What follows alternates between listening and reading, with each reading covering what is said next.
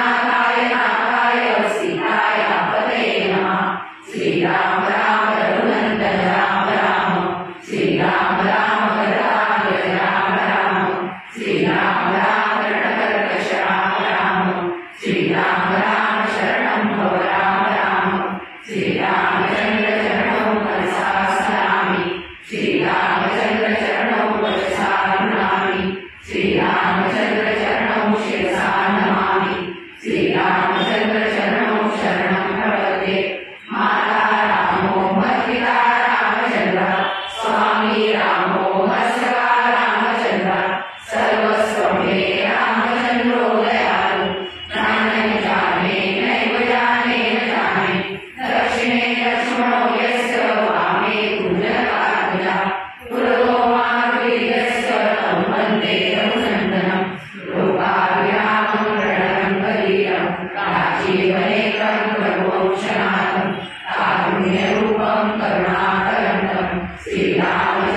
अशा ठळक घडामोडी पाहण्यासाठी MN न्यूजला लाईक, शेअर आणि सबस्क्राईब करायला विसरू नका. धन्यवाद.